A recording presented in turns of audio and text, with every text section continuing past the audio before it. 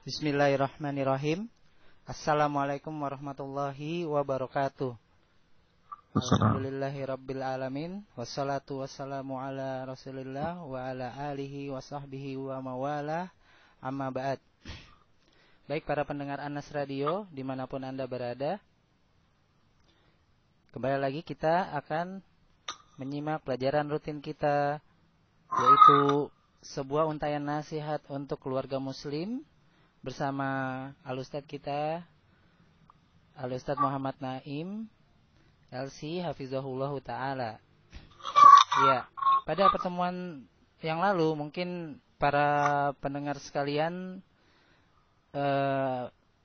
untuk menyegarkan kembali, yaitu tentang materi kemiripan sifat seorang anak. Ya, karena karena pencampuran air orang tuanya. Dan mungkin ya yang lalu kita terputus pada suatu pertanyaan. Mungkin nanti bisa kita sambung kembali pada sesi pertanyaan. Baik. Untuk berikutnya kita akan menyapa dulu Al-Ustadz. Assalamualaikum Ustadz. Waalaikumsalam warahmatullahi wabarakatuh. Ahlan wa sahlan. Ahlan bik. Gimana kabarnya Ustadz? Alhamdulillah bi khair. Sehat semua. Baik Ustadz. Kira-kira apa pertemuan kali ini, poin-poin apa yang akan disampaikan Ustadz? Masih lanjutan dari pembahasan sebelumnya, adalah tentang sifat air laki-laki dan sifat air perempuan. Dalam hal ini kemudian beberapa hal yang terkait dengan kisahnya orang-orang Yahudi ini, insyaallah akan kita bahas. Ya, kalau tidak salah potongan hadis kemarin ya saat itu seorang Yahudi yang bertanya kepada Rasulullah ya Ustaz ya. Iya. Ya. Baik para pendengar Anas Radio, kami beritahukan untuk bagi pendengar yang ingin mengirimkan pertanyaan dapat melalui email kami di anas.radio@gmail.com atau di kotak surat @annasradio.com atau melalui fanpage kami di Facebook atau melalui inbox di Facebook kami juga bisa. Baik, mungkin untuk mengurangi rasa penasaran para pendengar Anas Radio, ya materi yang tadi kita dengarkan poin-poinnya sungguh menarik. Mungkin akan langsung saja Al-Ustadz untuk mulai penjelasannya. Di ruang dengar Anda kami hadirkan sebuah untayan nasihat untuk keluarga muslim. Silakan Ustadz. Bismillahirrahmanirrahim. Alhamdulillahirabbil alamin. Nahmaduhu wa nasta'inuhu wa nastaghfiruhu wa nastahdihi wa natubu ilayh. ونعوذ بالله من شرور أنفسنا وسيئات أعمالنا من يهده الله فلا مضل له ومن يضلل فلا هادي له وأشهد أن لا إله إلا الله وحده لا شريك له وأشهد أن محمدا عبده ورسوله صلوات الله وسلامه على رسولنا الكريم محمد بن عبد الله وعلى آله وأصحابه ومن اهتدى بهداه إلى يوم الدين وسلم تسليما كثيرا. يا أيها الذين آمنوا اتقوا الله حق تقاته ولا تموتن إلا وأنتم مسلمون. اللهم انفعنا بما علمتنا وعلمنا ما ينفعنا وزدنا علما.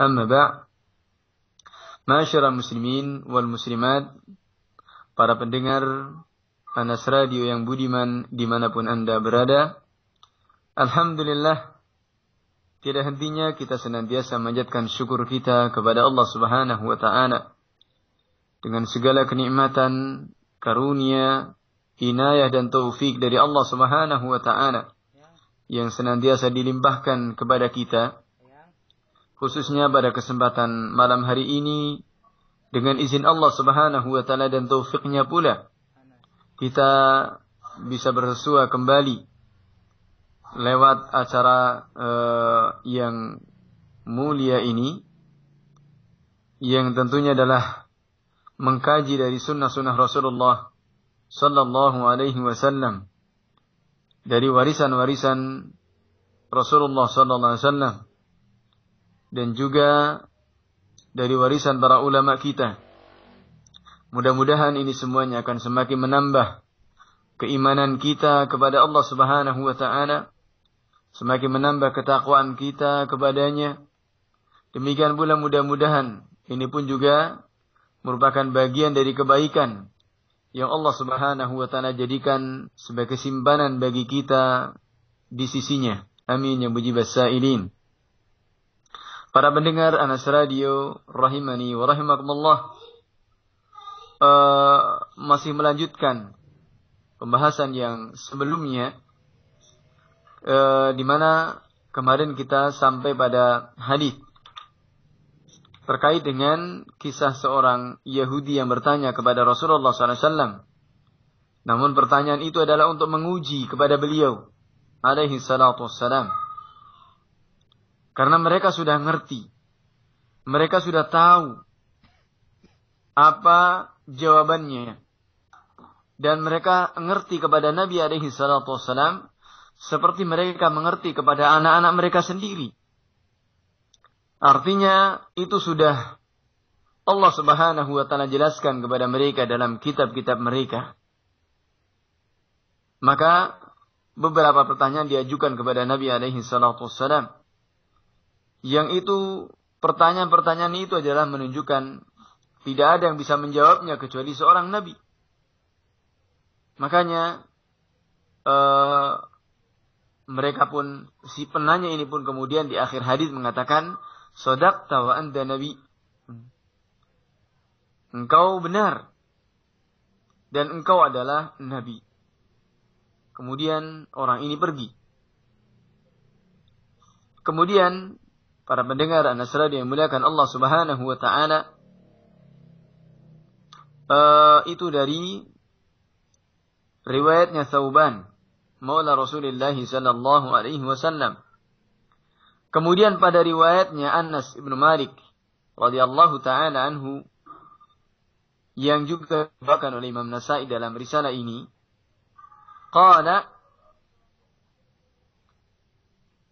anna Abdullah bin Salam balaghahu maqdam an-nabiy sallallahu alaihi wasallam al-Madinah, bahwa Abdullah bin Salam sampai berita kepadanya akan kedatangan Nabi alaihi salatu wassalam ke Madinah ini.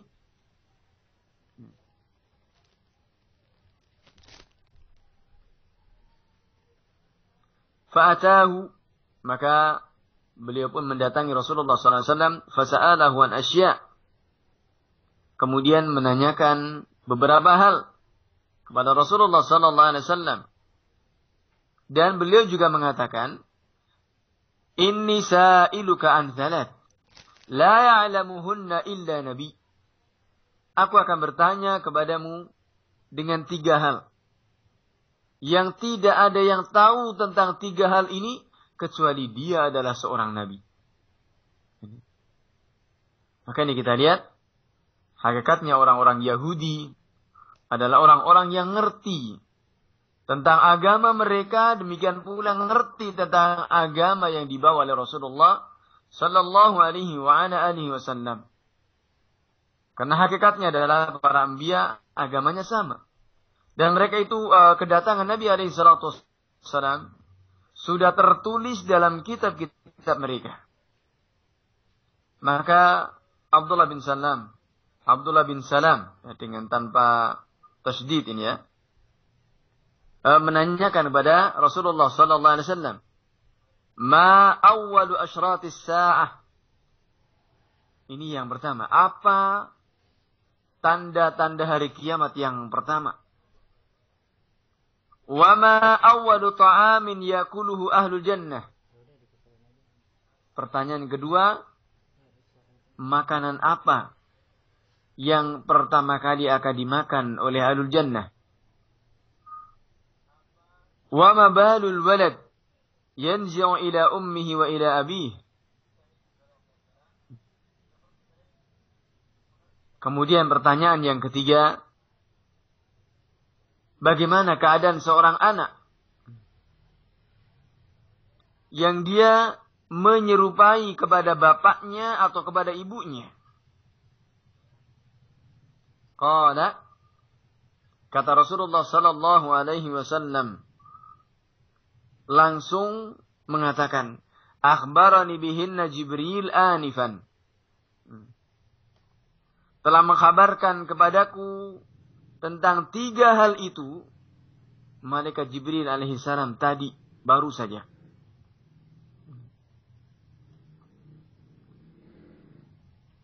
Faqala Abdullah bin Salam, dzaka aduwwul yahud minal malaikah. Kata Abdullah bin Salam, itu adalah musuhnya orang Yahudi dari para malaikat. Ini malaikat Jibril dianggap sebagai musuh. Sebagaimana pada pertemuan yang sebelumnya telah kita bahas dari asbab turunnya ayat di surat Al-Baqarah, salah satu ayat di surat Al-Baqarah. Man kana aduwwan lillahi wa malaikatihi, dan seterusnya itu. Ini mereka orang-orang Yahudi. Kepada para malaikat mereka memusuhi. Bagaimana kepada manusia yang lain? Kepada para anbiya mereka musuhi. Bagaimana dengan kita? Ini juga satu hal yang harus kita sadari. Jangan sekali-kali untuk kemudian kita mencoba-coba menjadikan mereka sebagai kawan. Ya. Atau jangan coba-coba kita kemudian mengadopsi sesuatu yang itu dari mereka. Bahkan ini sesuatu yang wajib untuk kita mengetahui seluk-beluk tentang mereka. Karena mereka adalah merupakan biang kerusakan yang terjadi pada umat ini. Ini pada umat Rasulullah SAW, pada umat Islam. Biang kerusakannya adalah mereka. Sebagaimana disabdakan oleh Nabi SAW, la tattabi'anna sanana man kana qablakum shibran bi shibrin wa dhira'an bi dhira'in hatta law dakhalu jukhra tabbin la dakhaltumuh. Pasti dan pasti kalian akan mengikuti sunnah-sunnah orang-orang sebelum kalian. Sejengkal demi sejengkal, sehasta, dan seterusnya. Sampai seandainya mereka masuk lubang dhab, lubang yang hanya sekecil lubang tikus pun, sekecil itu, akan kalian masuk ikut juga. Artinya, sekecil apapun yang dilakukan oleh orang Yahudi, orang Ahlul Kitab ini, akan dilakukan oleh kaum muslimin. Karena para sahabat ketika itu langsung bertanya kepada Rasulullah SAW. Paham dengan apa yang dimaksudkan oleh Rasulullah, siapa yang merupakan biang kerusakan ini. Mereka bertanya, Al-Yahud dan Nasara ya Rasulullah. Yahudi dan Nasrani yang kau maksudkan wahai Rasulullah? Kata Rasulullah, faman, siapa lagi kalau bukan mereka? Maka di sini kita lihat dari hadits ini, dari riwayat ini, dikatakan oleh Abdullah bin Salam, dzaka aduwwul yahud minal malaikah. Kalau malaikat mereka musuhi. Maka bagaimana? Yang berikutnya, para anbiya mereka musuhi. Kemudian bagaimana dengan kaum muslimin, bagaimana dengan kita? Maka ini adalah musuh yang paling pertama bagi mereka adalah umat Islam. Mereka memang adalah setan-setan dari bangsa manusia yang mau menggelincirkan kaum muslimin, umat Islam dari agamanya. Nasallallahu as-salam al-afiyah. Maka ini jelas. Kemudian faqala, kata Rasulullah sallallahu alaihi wasallam, amma awwalu asyrati as-sa'ah fanarun takhruju minal masyriqi ilal maghrib. Adapun pertama kali dari tanda-tanda hari kiamat adalah munculnya api yang keluar dari timur, dari masyriq, kemudian berjalan menuju ke maghrib, ke arah barat. Wa awwalu ta'amin yakuluhu ahlul jannah fazaidatu kabidil hut. Dan makanan pertama yang akan dimakan oleh ahlul jannah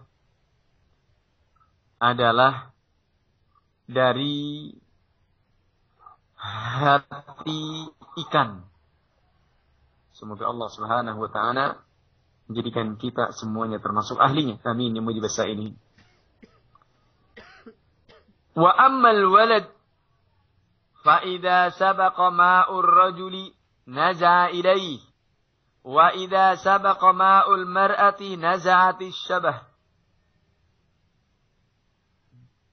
Adapun anak, apabila airnya laki-laki ini lebih mendahulinya, maka akan menyerupainya. Dan jika airnya wanita lebih mendahulunya, maka disitulah akan terjadi keserupaan. Para pendengar Anas Radio yang dimuliakan Allah Subhanahu wa taala, ini nubuwah Rasulullah sallallahu alaihi wa ala alihi wasallam.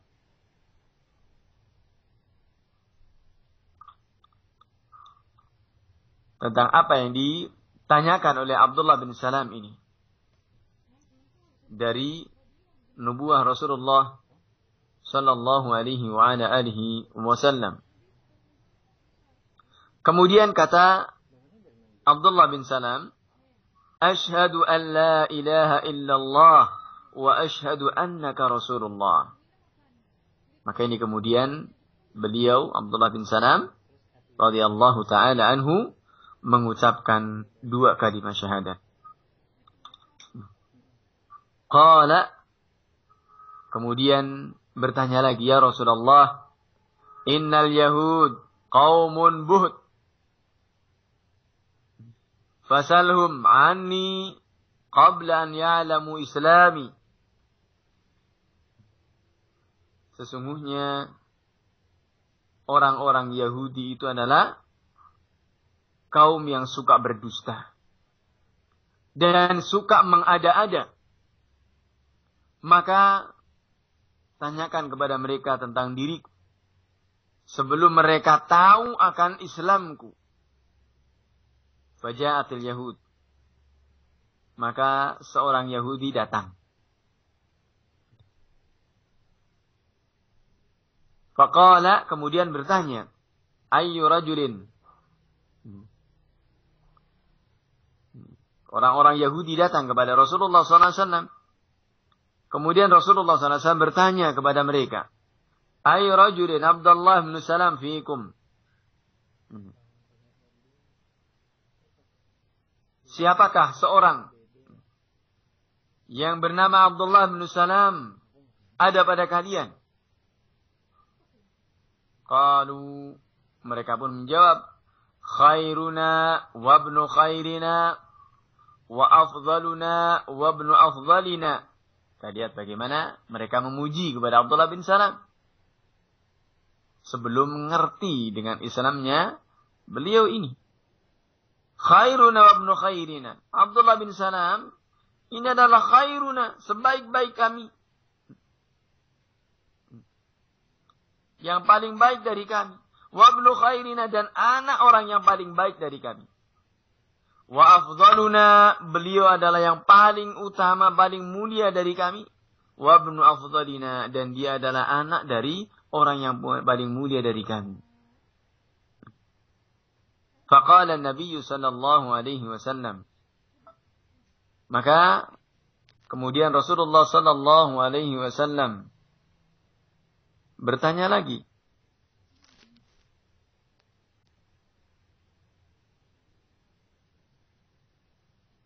Ara'aitum in aslama Abdullah bin Salam?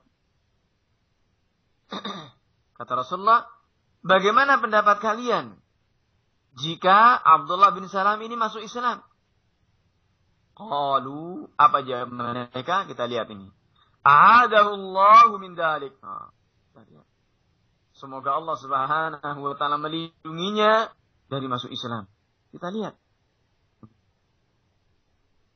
Begitu bencinya dengan Islam dan kaum muslimin. Fa'adaha, Maka Rasulullah SAW pun mengulangi pertanyaan itu lagi. Bagaimana pendapat kalian jika Abdullah bin Salam itu masuk Islam? Faqalu mithla dzalik. Maka mereka pun menjawab dengan jawaban yang sama. Khairuna wa ibnu khairina wa afdaluna wa ibnu afdalina. Fakharaja alaihim Abdullah bin Salam. Maka keluarlah kepada mereka Abdullah bin Salam. Kemudian mengucapkan, Ashhadu an la ilaha illallah wa anna Muhammadan Rasulullah. Langsung mengucapkan 2 kalimat syahadat di hadapan mereka dengan terang-terangan. Untuk yang kedua kali setelah mengucapkannya di hadapan Nabi SAW. Faqalu, maka mereka langsung saat itu juga mengatakan, syarruna wa ibnu syarrina wa tanaqasuhu. Langsung saat itu juga mereka mengatakan, syarruna, dia adalah orang yang paling buruk dari kami, dan anak orang yang paling buruk dari kami. Wa tanaqasuhu. Dan mereka pun mencacat, mencela kepada Abdullah bin Salam yang belum lama baru dipuji-puji, diangkat-angkat ini. Faqala hadza kuntu akhafu ya Rasulullah. Ini yang tadi saya khawatirkan kepada mereka, wahai Rasulullah sallallahu alaihi wa alihi wasallam. Para pendengar dan nasrani yang dimuliakan Allah Subhanahu wa taala, riwayat hadis ini juga dibawakan oleh Imam Al-Bukhari rahimahullahu taala dalam sahihnya di Manaqibul Ansar. Yang jelas dari hadis ini beberapa faedah bisa kita ambil. Yang pertama adalah bahwasanya orang-orang Yahudi mereka umat yang berilmu, ngerti tentang agama mereka dan ngerti tentang Islam dan Rasulullah sallallahu alaihi wasallam. Namun kemudian ilmunya itu menjadi bencana bagi mereka. Ilmunya itu menjadi bumerang bagi mereka sendiri. Karena menjadikan mereka adalah orang-orang yang dimurkai oleh Allah Subhanahu wa taala dan menjadikan mereka orang-orang dilaknat oleh Allah Subhanahu wa taala.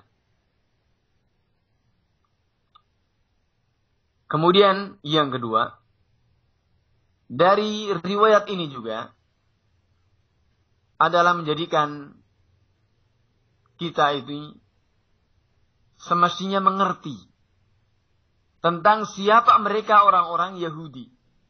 Orang-orang yang dimurkai oleh Allah Subhanahu wa taala. Agar kita mengerti bagaimana perilaku mereka, tingkah pola mereka ini kita mengerti. Supaya kita bisa selamat dari makar-makar mereka. Kita bisa selamat dari menyerupai mereka. Dan kita bisa selamat dari jaring-jaring yang mereka buat. Lebih lagi khususnya pada anak-anak kita. Generasi kita, rumah tangga kita. Jangan sampai kemudian meniru-niru dari tingkah polanya orang-orang yang dimurkai oleh Allah Subhanahu wa taala dan dilaknatinya. Maka pentingnya untuk kita mengetahui keburukan-keburukan mereka agar kita bisa waspada dan bisa selamat dari makar yang mereka buat. Adalah mimbab haditsnya Hudzaifah bin Yaman radhiyallahu ta'ala.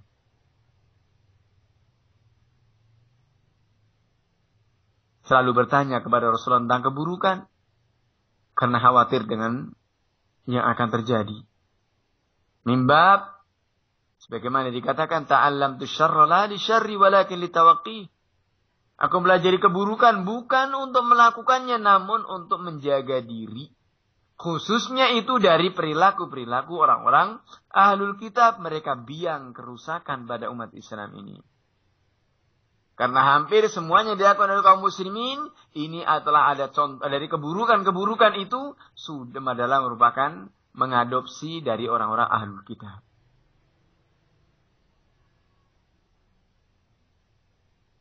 Maka ini para pendengar An-Nasr dimuliakan Allah Subhanahu wa taala. Kemudian faedah berikutnya adalah merupakan manqabah, merupakan kemuliaan dan keistimewaan kepada Abdullah bin Salam, yang dia seorang Yahudi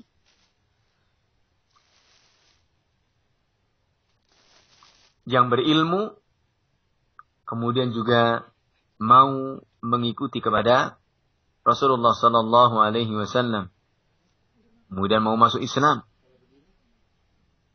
Yang tentunya ini adalah merupakan manqabah,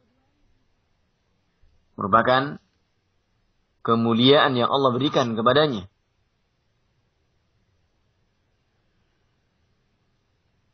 Kemudian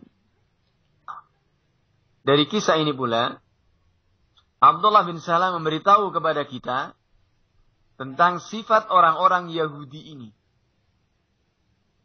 yang mereka gampang sekali untuk berdusta, mudah sekali untuk mengada-ada. Seperti itulah dari agama yang mereka buat, namanya agama Syiah. Ini adalah agama yang memang satu di antara dasar pijakannya adalah kedustaan.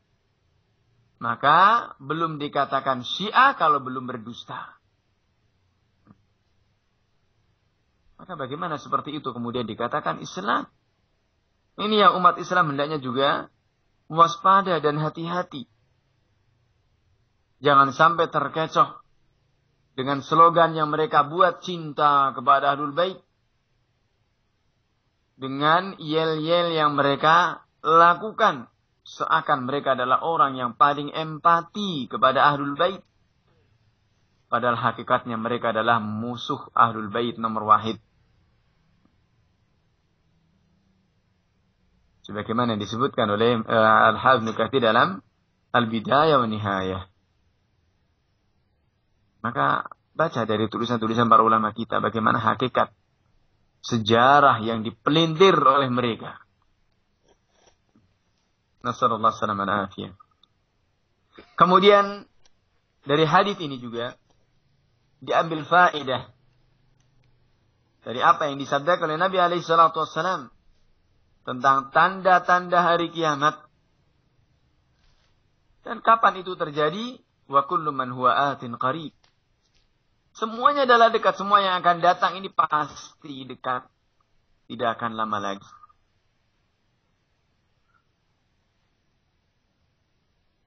Dan ini Rasulullah SAW telah mengkhabarkan tanda-tandanya. Tentang kapannya beliau sendiri juga tidak tahu. Bagaimana hadis yang masyhur, hadisnya Jibril alaihi salam. Kemudian Rasulullah SAW mengkhabarkan tentang kenikmatan-kenikmatan Ahlul Jannah. Hidangan pertamanya adalah zaidatu kabitil hut, hati ikan. Tentunya adalah tidak sama dengan yang ada di dunia ini. Kenikmatan yang sangat luar biasa. Ma la ainun ra'at wa la udhunun sami'at wa la khatara ala qalbi bashar. Semoga Allah Subhanahu wa taala menjadikan kita semuanya termasuk dari Ahlul Jannah. Amin ya mujibas sa'idin. Kemudian syahidnya dalam hadis ini adalah apa yang disabdakan oleh Nabi alaihi salatu wassalam tentang perserupaan. Seorang anak adalah dari athar atau dari pengaruh airnya kedua orang tuanya. Mana yang lebih dahulu, maka itulah kecenderungan keserupaan seorang anak. Kemudian para pendengar An-Nasr yang dimuliakan Allah Subhanahu wa taala. Selanjutnya Al-Imam An-Nasa'i rahimahullahu taala membawakan bab kaitannya dengan sebelumnya, tentang sifat daripada airnya seorang laki-laki dan airnya seorang wanita. Riwayat dari Abdullah bin Mas'ud radhiyallahu taala anhu yang mengatakan, marra Yahudiyyun bi Rasulillah sallallahu alaihi wasallam wa huwa yuhadditsu ashabahu. Seorang Yahudi melewati Rasulullah sallallahu alaihi wasallam. Ketika itu beliau sedang berbincang-bincang dengan para sahabatnya.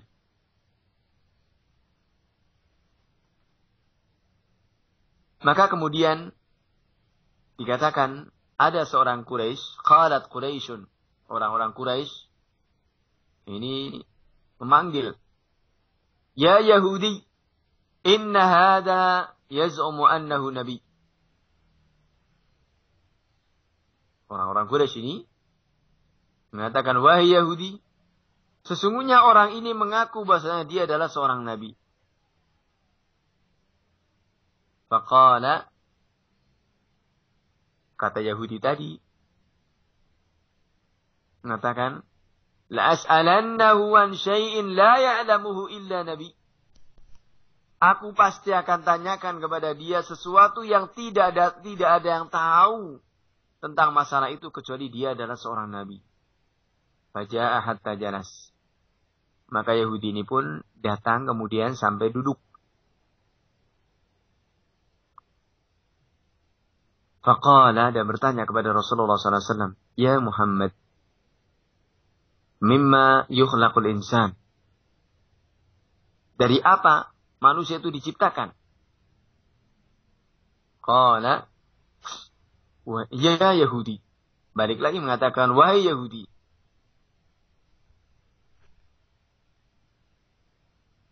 Min kullin yukhlaq. Min nutfatir rajul.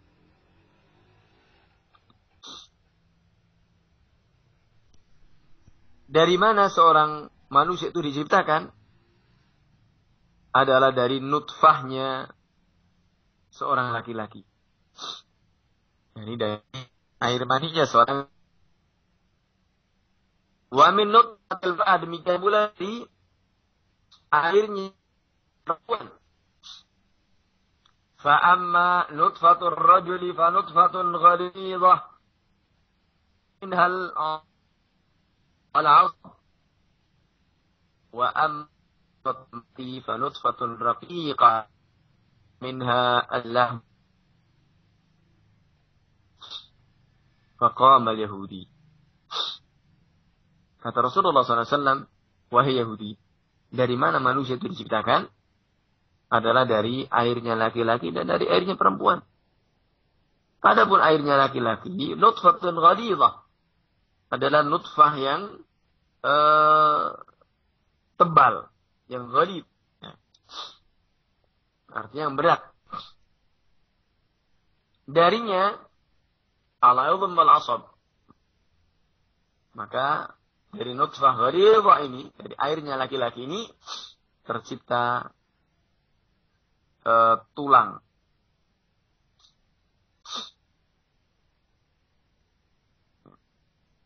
Dan al-'ashab ini. Adapun dari airnya seorang wanita, nutfatun raqiqah, maka ini air yang nutfah yang raqiqah, yang lembut, yang raqiq, ya, lunak, ya, tipis, ya. Faminha al-lahmu wa dam, yang dari airnya seorang wanita ini tercipta daging dan darah. Faqama al-Yahudi, maka Yahudi ini langsung bangkit berdiri. Maka ini juga menunjukkan Yahudi itu ngerti itu jawaban seorang nabi. Namun uriknya dia atau buhutnya dia, sebagaimana tadi kisahnya Abdullah bin Salam, orang Solo bilang itu urik, ya. Sukanya menang sendiri. Ketika ternyata kebenaran tidak berpihak kepada dirinya. Padahal dia tahu. Maka dia tidak mau untuk membenarkan Rasulullah SAW. Langsung berdiri, apalagi di sekitarnya orang-orang Quraisy. Kalau kemudian mengatakan, iya dia Nabi, semua masuk Islam, dia. Nah, maka langsung pergi saja ngeloyor. Ini mereka ulahnya. Tidak gentle. Ya. Seperti itu mereka. Akan selalu berkelit, berkilah.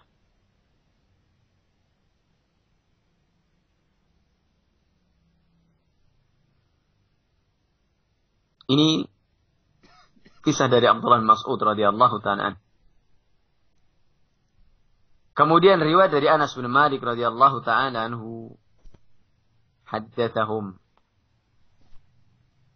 Beliau menceritakan kepada mereka.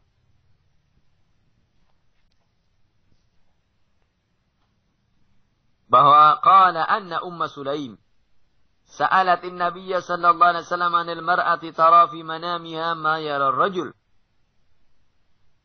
Bahasanya Ummu Sulaim radhiyallahu ta'ala anhu bertanya kepada Rasulullah sallallahu alaihi wasallam tentang seorang wanita yang melihat dalam mimpinya, dalam tidurnya seperti apa yang dilihat oleh seorang laki-laki. Faqala Nabi sallallahu alaihi wasallam, "Idza ra'atil ma' faltaghtasil." Jika melihat air, maka mandilah. Ini adalah kisah dari Ummu Sulaim dalam riwayat yang lain. Ya. Yang bertanya kepada Rasulullah sallallahu alaihi wasallam kemudian dimuqaddimai, diawali dengan bahasa yang santun. Ya Rasulullah, innallaha la yastahi minal haqq. Wahai Rasulullah, sesungguhnya Allah Subhanahu wa taala tidak malu dengan hak.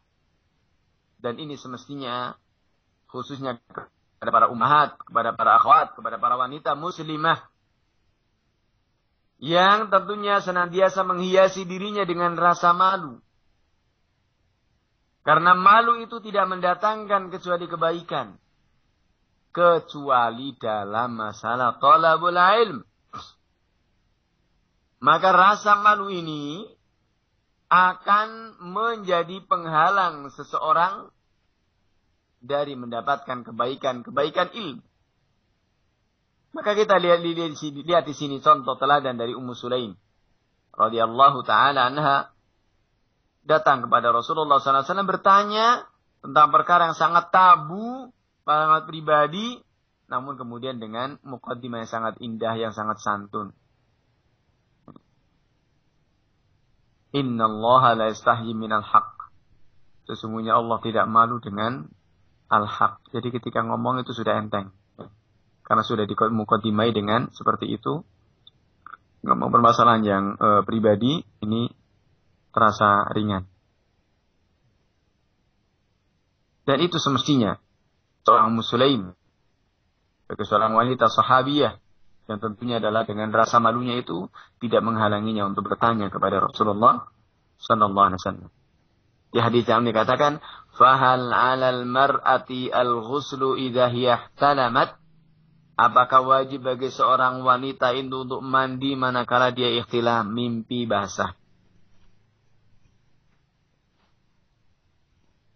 Maka Rasulullah SAW mengatakan dalam riwayat yang lain, "Na'am, idza ra'atil ma'ya wajib." Untuk mandi jika melihat air. Sebagaimana dalam yang dibawa riwayat dibawakan oleh Imam Nasai di sini pun juga idza ra'atil ma' fal taghtasil. Jika seorang wanita melihat air maka ada bekasnya, maka mandilah.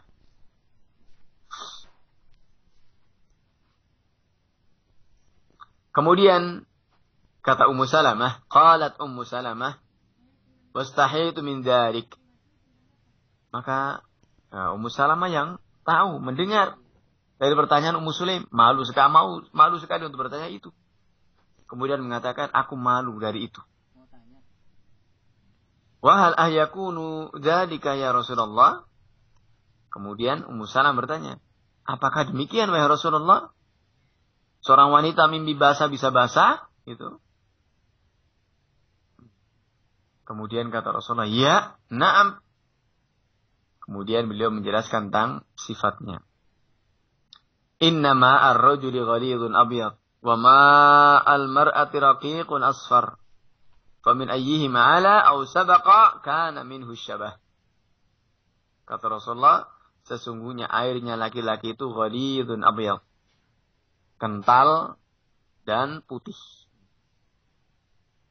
Wa ma'ul mar'a, dan airnya wanita raqiqun asfar, yakni cair dan kuning.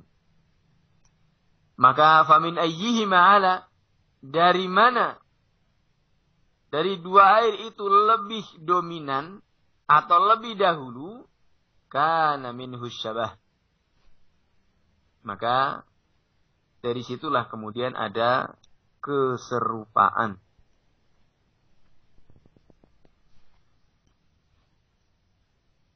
Dan hadis ini juga dibawakan Imam Muslim dalam sahihnya, Kitabul Haid. Demikian pula Al-Imam An-Nasai dalam Al-Mujtaba di Kitab At-Taharah. Maka hal ini juga diambil faedah adalah sesuai dengan bab yang dibawakan oleh muallif rahimahullahu ta'ala di sini. Sama. Bahwa keserupaan itu adalah dari dampak mana yang lebih dahulu, mana yang lebih dominan dari airnya kedua orang tuanya, bapaknya atau kemudian ibunya.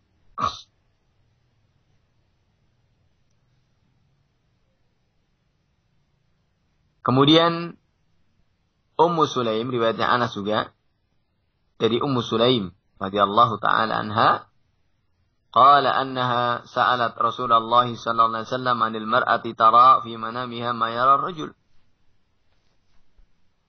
Bahwasanya ibunya bertanya kepada Rasulullah sallallahu alaihi wasallam tentang seorang wanita yang melihat sesuatu dalam tidurnya, sesuatu dalam mimpinya, apa yang juga dilihat oleh seorang laki-laki.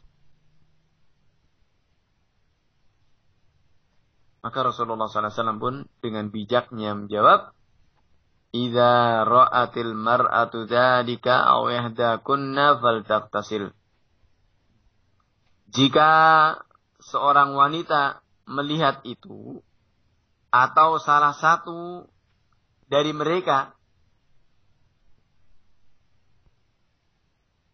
melihatnya, yani ada bekasnya dari mimpinya itu, faltaqtasil, maka mandilah. Maka ini merupakan madhannah. Ya. Tidur ini juga merupakan sebab seseorang itu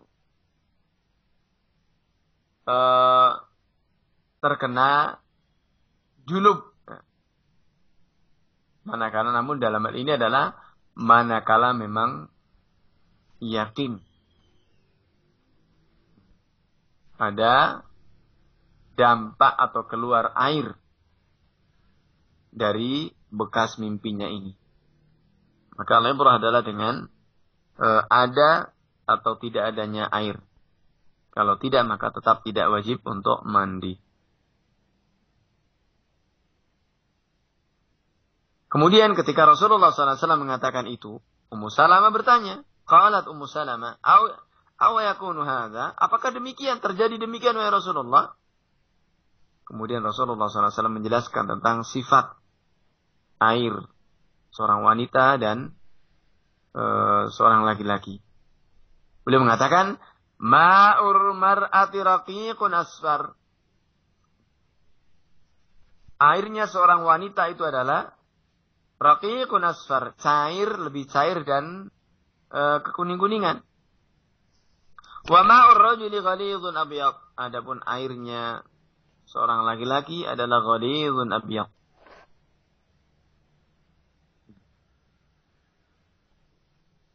Famin ayyihima sabaq ala yakunu syabah. Maka dari mana kedua air ini yang lebih dahulu, maka itulah yang akan menyerupai kepada anak ini. Baik itu dari ibunya atau dari bapaknya.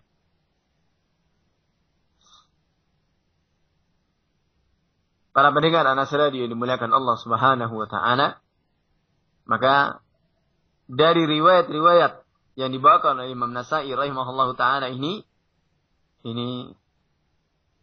bisa kita ambil faedah juga dari dua riwayat yang terakhir ini. Yang pertama menunjukkan kemuliaan dari rasa malu. Seseorang hendaknya senantiasa menghiasi dirinya dengan rasa malu. Karena dikatakan al-haya'u la ya'ti bi khair. Rasa malu itu adalah tidak mendatangkan kecuali kebaikan. Dan rasa malu itu juga merupakan satu cabang dari cabang-cabang iman. Di mana Rasulullah SAW mengatakan dalam hadis tentang syu'abul iman. Al-imanu syu'batun al-imanu bid'ah wa sab'una syu'bah. Iman itu adalah 70 sekian cabang. A'laha, yang paling tinggi adalah kalimat syahadat.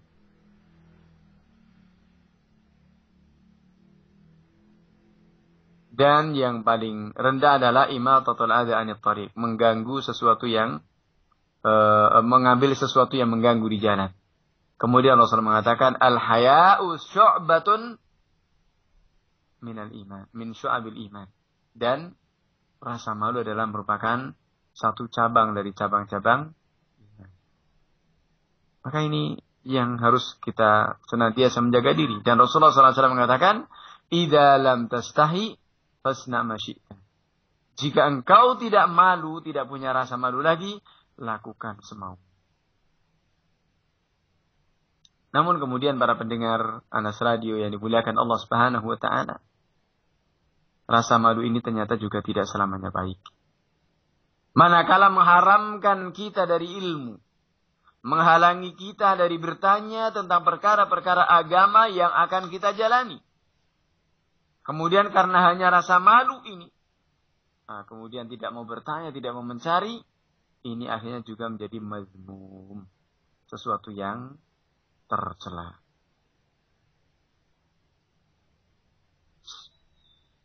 Kemudian dari dua riwayat ini juga diambil faedah sesuai dengan bab yang dibawakan bahwa seorang anak ini menyerupai kepada siapa, ini tentunya adalah tidak lebih dari bagaimana peranan kedua orang tuanya. Mana yang lebih dahulu airnya, maka itulah yang akan menyerupainya. Maka dari sini juga itu yang digariskan oleh Rasulullah SAW. Jangan kemudian kita punya pemikiran-pemikiran yang lain. Dari khurafat-khurafat yang kadang sebagian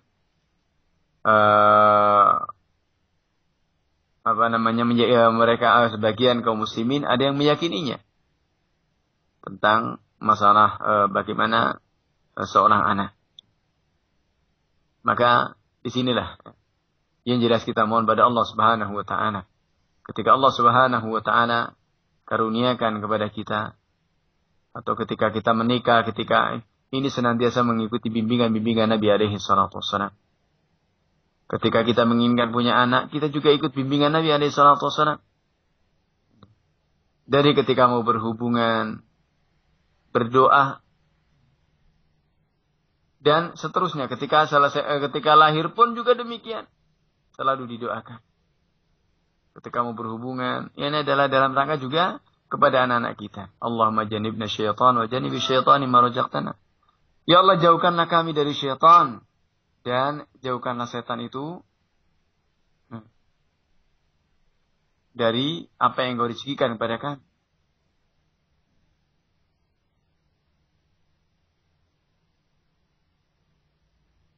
Maka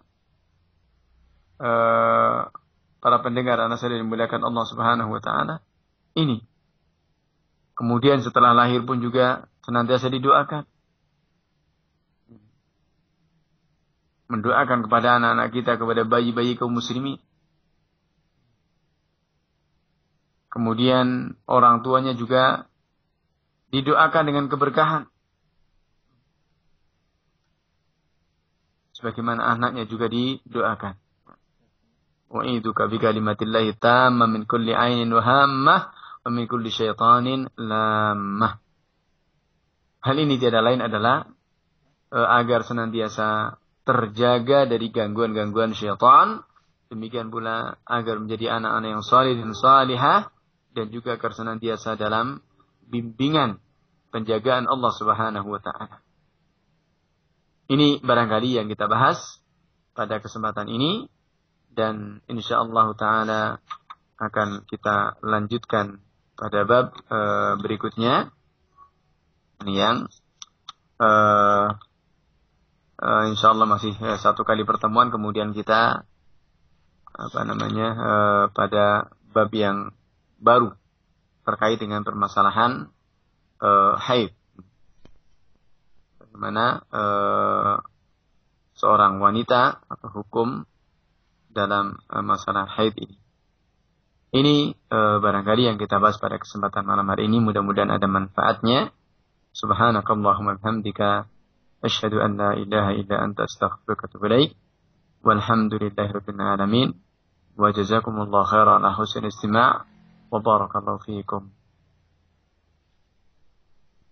Tayyib wa fika barakallah wa jazakallahu khairan pada Al-Ustaz yang sudah memberikan pemaparan atas poin-poin penting dari sifat-sifat air yang dimiliki pria dan wanita berdasarkan tinjauan syariat Islam.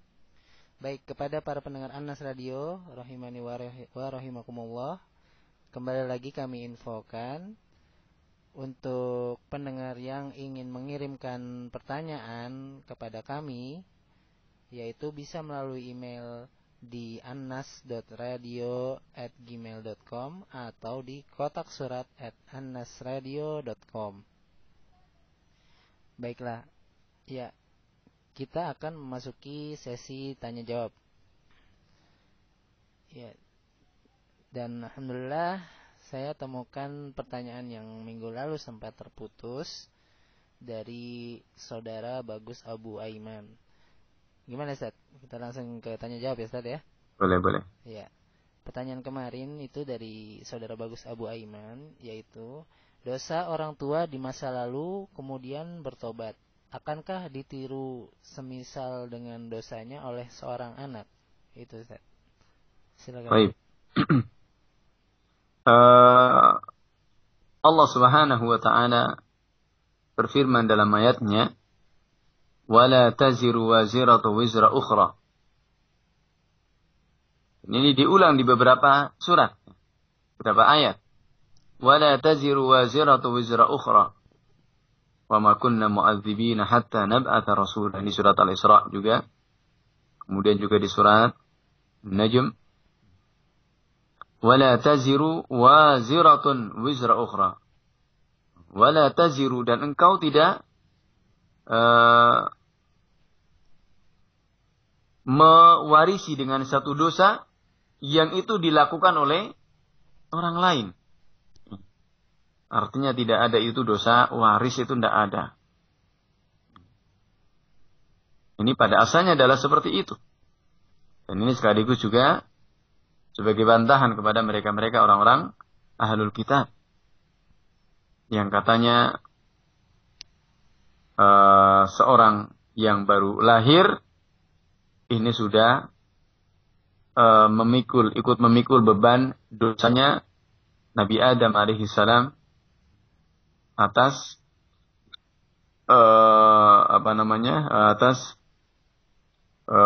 tidak mau mengikuti perintah Allah Subhanahu wa ta'ala ketika supaya jangan mendekati pohon di surga itu, yang kemudian menyebabkannya terusir dari surga. Maka ini pada dasarnya seperti itu. Namun demikian, terkadang Allah Subhanahu wa ta'ala jadikan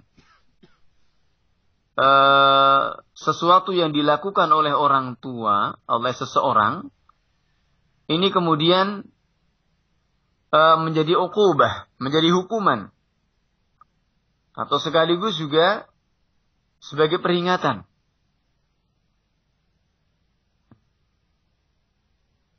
Kemudian itu ditampakkan di dunia dari hasil kerja atau dari hasil ulah orang tuanya.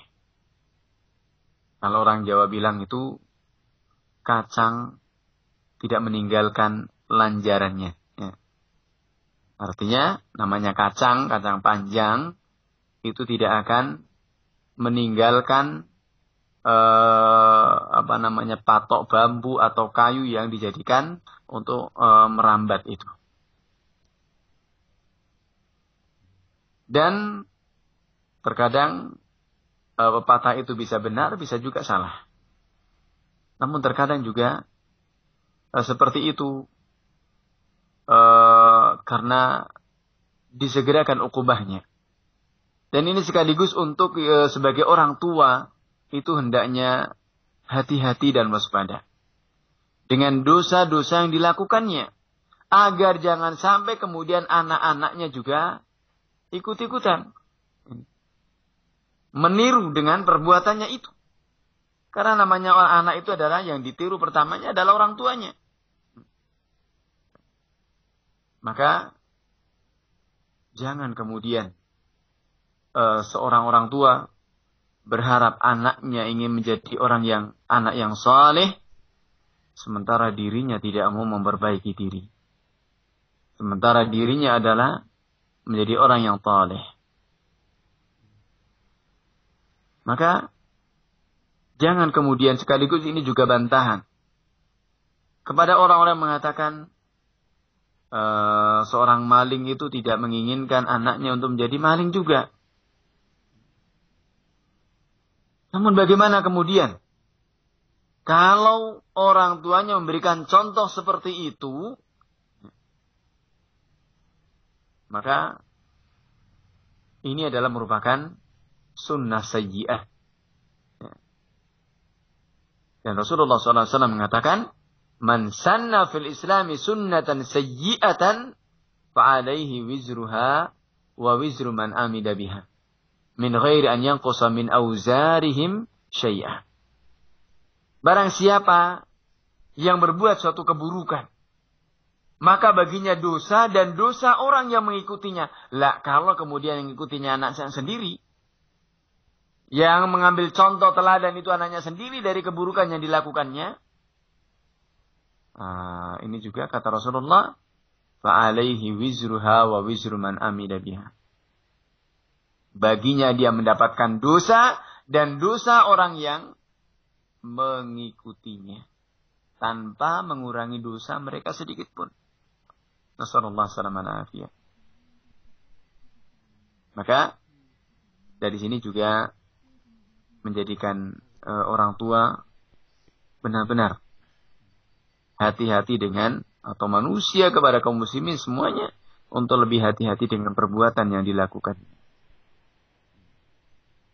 Boleh jadi Allah Subhanahu wa ta'ala kemudian akan menghukumnya dengan mempertontonkan aibnya itu kepada anaknya. Nasallallahu alaihi wasallam.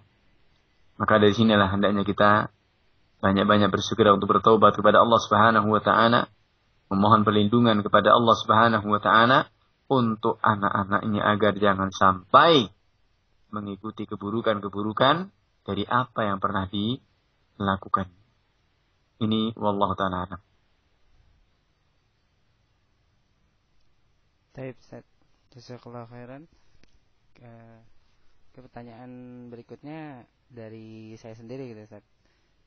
Kalau ada catatan dari orang-orang yang mendalami ilmu pengetahuan tentang genetik gitu, Ustaz. Dan mereka mengenal adanya penyakit turunan gitu, Ustaz. Mereka menyebutnya penyakit turunan gitu. Ya, tentunya itu bisa terjadi ya setelah kehendak dari Allah, dan kemudian apakah memang tepat disebut penyakit turunan, kita artinya itu berasal dari airnya laki-laki atau airnya perempuan, atau mungkin bisa juga atas gangguan jin ketika mereka melakukan hubungan suami istri gitu. Apa ada penjelasannya? Silakan Ustaz.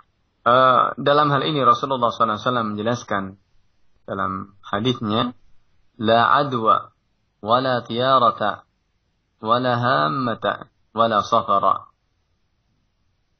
Rasulullah mengatakan la adwa, tidak ada penularan penyakit.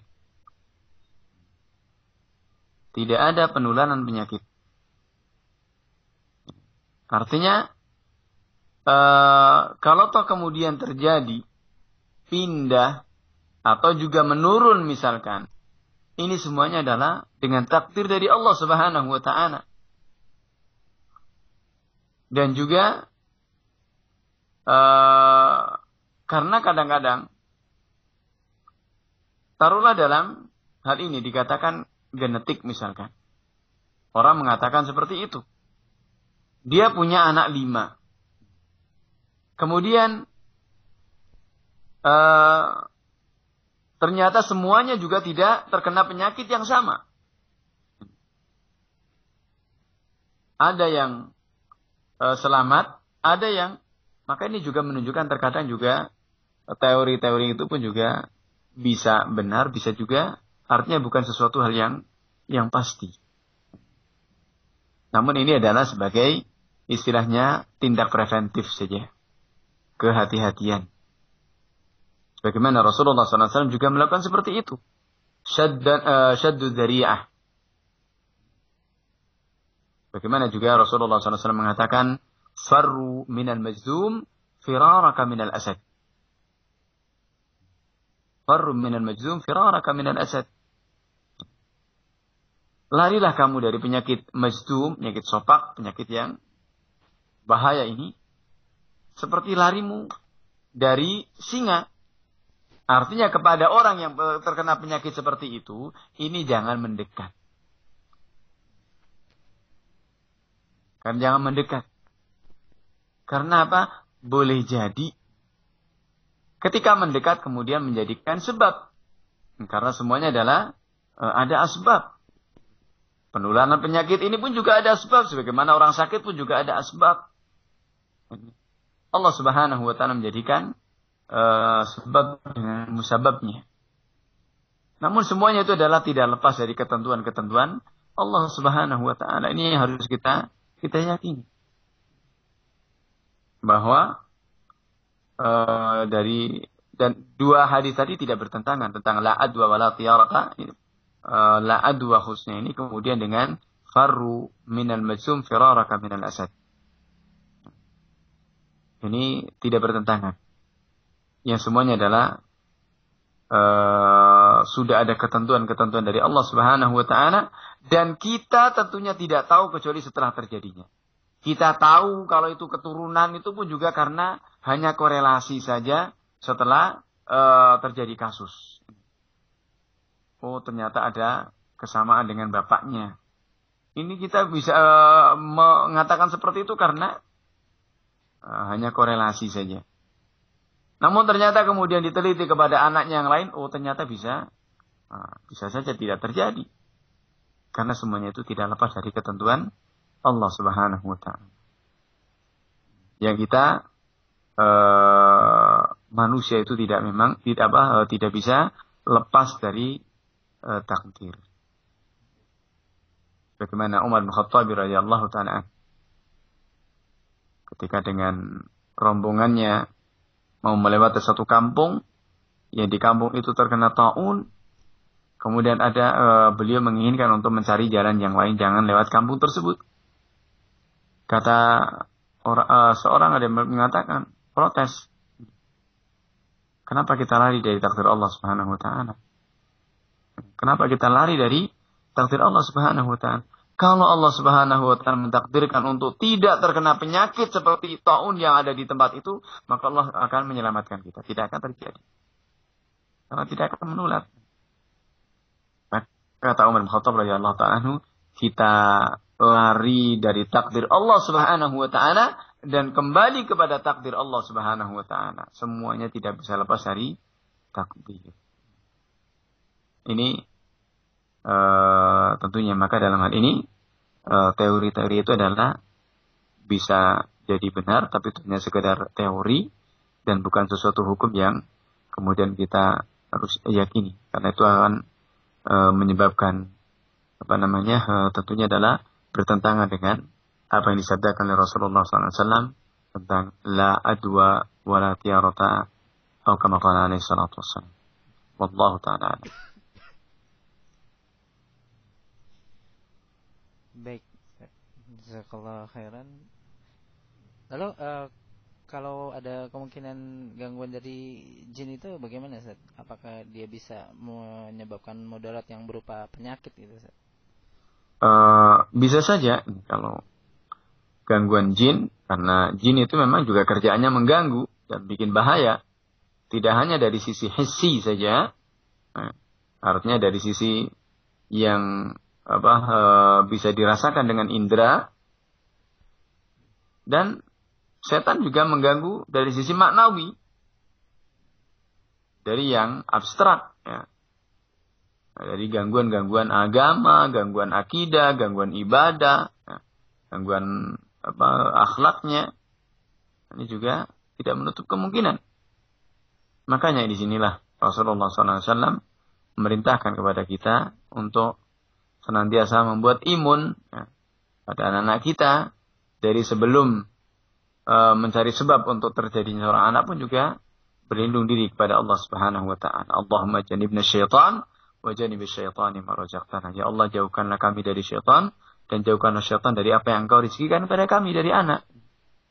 Ini maka juga tidak menutup kemungkinan untuk kemudian juga setan pun juga punya andil dalam membuat sakitnya seorang anak manusia ini. Wallahu ta'ala. Baik, Ustaz. Jazakallah khairan. Ya, buat para pendengar itu sebuah informasi yang bermanfaat ya. Nggak cuma imunisasi itu nggak cuma kita datang ke posyandu saja ya. Jadi sebelum direncanakan untuk memperoleh keturunan, itu juga bisa menjalani proses imunisasi gitu, Ustaz ya, dengan membaca doa. Ya. Baca doa itu. Ustaz, ini ada pertanyaan berikutnya dari saudara Nanang, dan ya memang bagi beberapa orang yang tidak mengkaji agamanya secara mendalam, ini sering kita dengar ini tentang dua orang yang menikah gitu, suami istri, tapi dia punya hubungan antar sepupu gitu. Dan apakah keturunannya akan jelek dari segi kesehatan? Itu sering sekali terdengar dari kalangan orang-orang yang kurang mendalami kajian agama mereka itu. Gimana tuh, Ustaz? Yang seperti ini adalah jelas ya, artinya ini adalah khurafat ya, dan juga termasuk hal-hal yang harus dijauhkan. Karena kita lihat Rasulullah SAW menikahkan putrinya dengan Ali bin Abi Thalib. Dan Ali bin Abi Thalib ini sepupunya sendiri. Ya. Ali bin Abi Thalib adalah saudara sepupunya sendiri.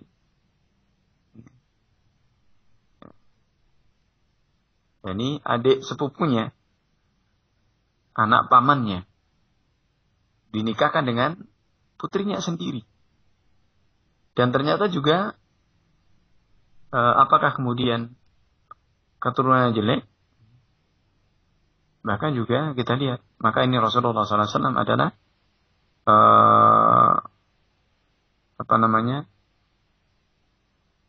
dari apa yang dilakukan oleh Rasulullah SAW ini sebagai bantahan dari pemikiran-pemikiran yang ada ini. Maka kaitan dengan masalah menikah ini, selagi itu adalah wanita-wanita yang halal untuk dinikahi, maka tentunya tidak mengapa untuk kemudian menikah. Adapun kemudian pemikiran-pemikiran yang seperti yang ditanyakan di sini, akan punya keturunan yang jelek, rezeki kesehatan dan lain sebagainya, maka ini tidak benar seperti itu.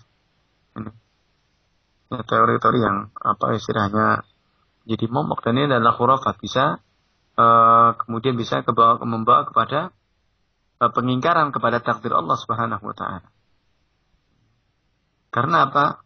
Seakan-akan dia sudah meramal dahulu sebelum terjadinya, sudah meramalkan bagaimana nanti anak-anaknya. Maka seperti ini hendaknya dijauhi pikiran seperti ini, karena ini adalah satu hal yang membahayakan pada perkara akidahnya. Wallahu ta'ala a'lam. Baik, jazakallahu khairan. Baik, pertanyaan berikutnya dari Fulana di Solo. Pertanyaannya adalah, Ustaz, suami saya tidak menghargai saya, sering membentak saya di depan pegawai.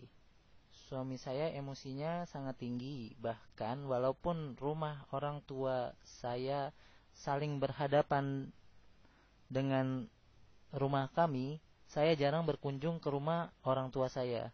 Saya selalu dilarang sowan ke rumah ortu. Jadi saya curi-curi kesempatan tiap suami saya ke masjid, maka saya sowan ke depan ke rumah orang tua.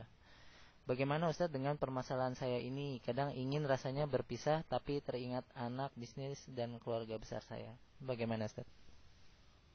Silakan. Baik. Yang seperti ini sebenarnya bisa kepada bisa solusinya adalah kembali kepada perkara agama. Dan seperti itulah kondisinya manakala seseorang itu tidak membangun dalam rumah tangganya ini kepada dasar-dasar agama. Kaku, egois, mau menang sendiri, dan semisalnya. Dan tidak mau ngalah. Ini yang sering terjadi pada rumah tangga ini. Maka kemudian terkadang kemarahan juga tidak terkendali, mempermalukan orang di depan orang banyak. Seperti itu, maka yang seperti ini hendaknya didudukan dengan baik.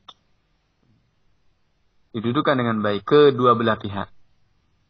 Jika memang benar seperti apa yang ditanyakan oleh salah fulana ini, maka ini hendaknya didudukan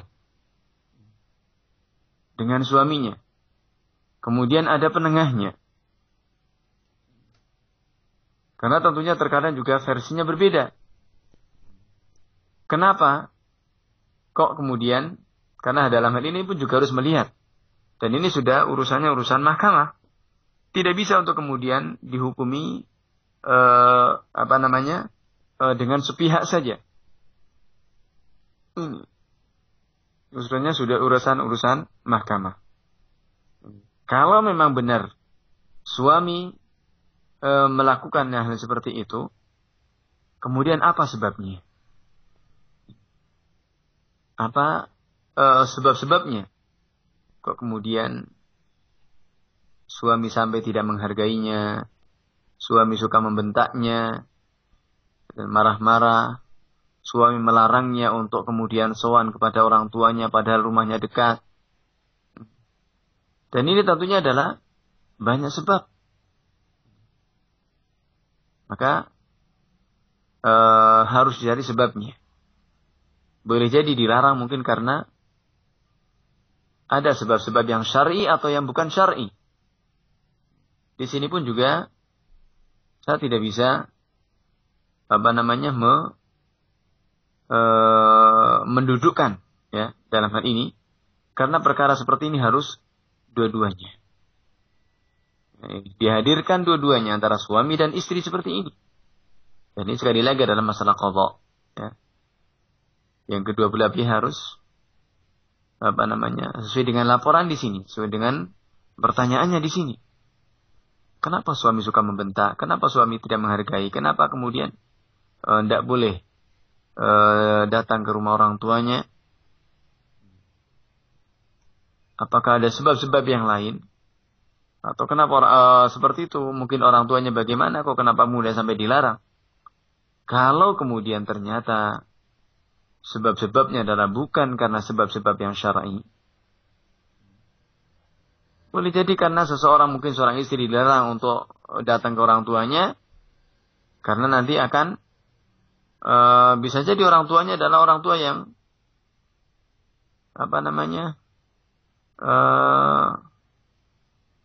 mungkin banyak kerusakannya. Karena kita juga tidak ngerti. Kemudian kenapa kok kemudian sering membentak, sering emosi dan semisal itu? Mungkin juga banyak sebab. Ya. Mungkin bisa jadi adalah karena pertama adalah masalah agamanya. Kemudian yang kedua kadang-kadang juga karena sebab pekerjaan, kepusingan, lapar, atau apa yang diinginkannya tidak terrealisasi dengan baik.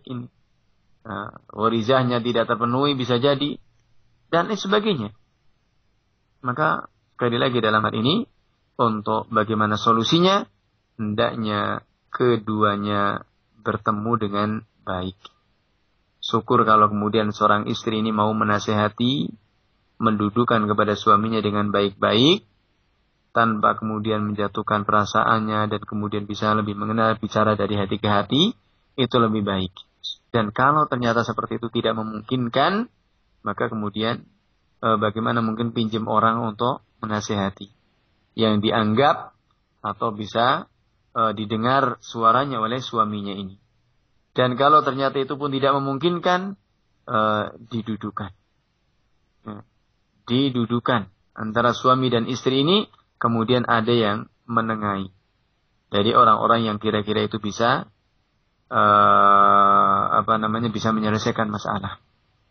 Tidak membongkar aib kedua suami istri ini, kemudian juga artinya bisa menyelesaikan masalah kepada yang lebih baik, yang menjadikan rumah tangga itu benar-benar lebih sakinah, kemudian mawaddah dan penuh kasih sayang. Ini kepada penanya ini mudah-mudahan Allah Subhanahu wa taala memberikan petunjuknya, memberikan bimbingannya, dan mudah-mudahan itu pun hanya sekedar sebagai ujian-ujian dari Allah Subhanahu wa taala. Semoga Allah Subhanahu wa taala memberikan jalan keluarnya secepat mungkin. Tentunya adalah dengan ketakwaan kepada Allah Subhanahu wa taala dan isti'anah kepadanya, dan memperbaiki semuanya, dan menjadikan, mudah-mudahan menggantikan keluarganya menjadi keluarga yang lebih baik di atas bimbingan dari sunnah-sunnah Rasulullah sallallahu alaihi wasallam. Wallahu taala a'lam. Amin ya rabbal alamin. Baik, jazakallahu khairan.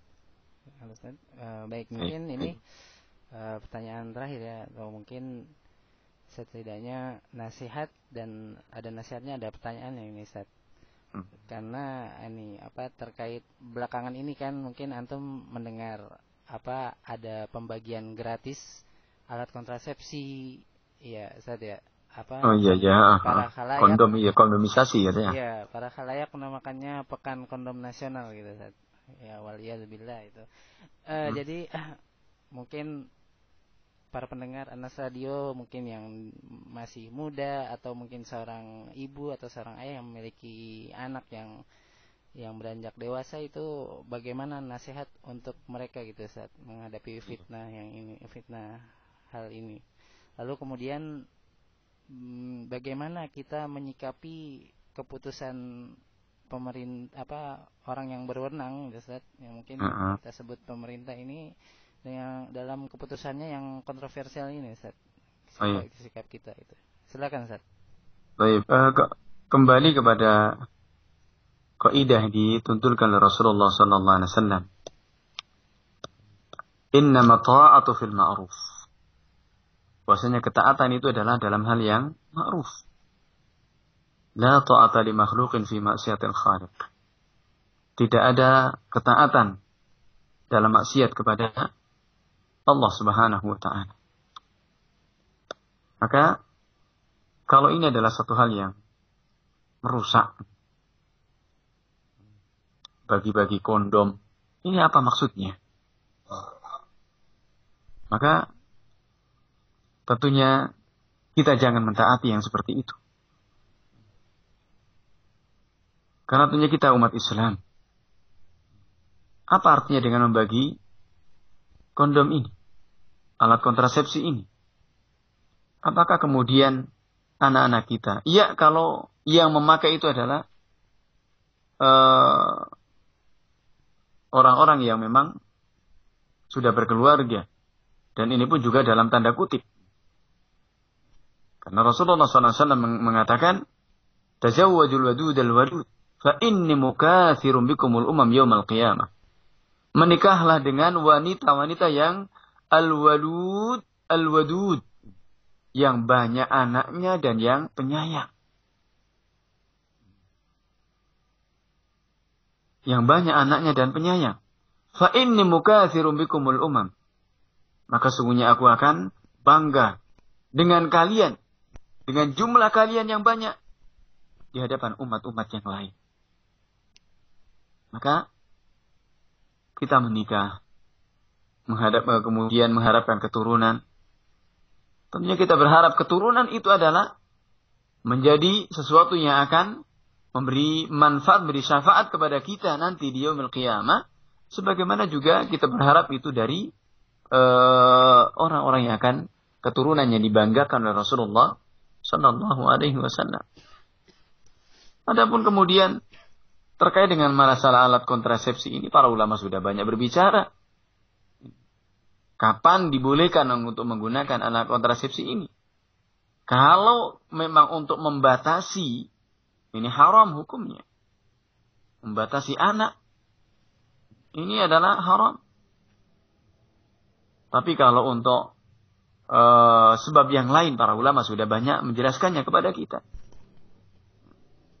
Mungkin untuk mengatur, ada yang ini terjadi bicara di kalangan para ulama masalah ini. Maka kepada kaum muslimin dan khususnya kepada pendengar Anas Radio yang dimuliakan Allah Subhanahu wa taala, kita hendaknya berhati-hati. Karena kalau kemudian sampai alat kontrasepsi itu ini di tangan anak-anak kita yang masih muda-muda, yang juga belum menikah, ini seakan-akan adalah mengarah kepada kepada pergaulan bebas. Ini yang kita mengenaskan. Ini yang tentunya adalah menjadikan para orang tua pun juga kelimpungan dengan teknologi, dengan pergaulan yang demikian liar, dan tidak sedikit yang kemudian hamil di luar nikah. Maka seperti itu kemudian banyak terjadi. Maka ini kepada kaum muslimin dan kepada para pendengar Anas Radio dimuliakan Allah Subhanahu wa taala, yang pertama hendaknya bertakwa kepada Allah Subhanahu wa taala dalam setiap sisi kehidupan kita. Karena takwa kepada Allah Subhanahu wa taala adalah merupakan benteng yang kokoh, merupakan benteng yang kuat, dan itu wasiatnya Allah Subhanahu wa taala kepada kita dan juga kepada orang-orang sebelum kita. Dan itu yang senantiasa diwasiatkan oleh Rasulullah SAW, agar manakala kita bertakwa kepada Allah Subhanahu wa taala, Allah Subhanahu wa taala pasti akan menjaga kepada kita dari semua keburukan-keburukan yang akan menimpa kepada kita. Kemudian yang kedua, hendaknya kita senantiasa waspada dan hati-hati dengan fenomena dan kenyataan yang ada. Maka kita kembalikan semuanya kepada bagaimana tuntunan-tuntunan Allah dan Rasulnya alaihi salatu wassalam. Dan jangan kemudian kita percaya kepada propaganda-propaganda yang bertentangan dengan syariat. Karena tentunya al-haq wa haqq wa yutaba. Yang hak ini lebih berhak untuk kita ikuti. Ini kaidah. Lana aw alaina. Baik kebenaran itu bersama kita atau tidak bersama kita. Maka kebenaran itu yang kita ikuti. Kalau ternyata kebenaran itu adalah bersama orang lain, maka kita tutup kesalahan-kesalahan kita. Kita tinggalkan kekurangan-kekurangan kita dan kemudian kita kembali kepada al-haq. Maka ini adalah prinsip yang harus senantiasa ada pada diri kita.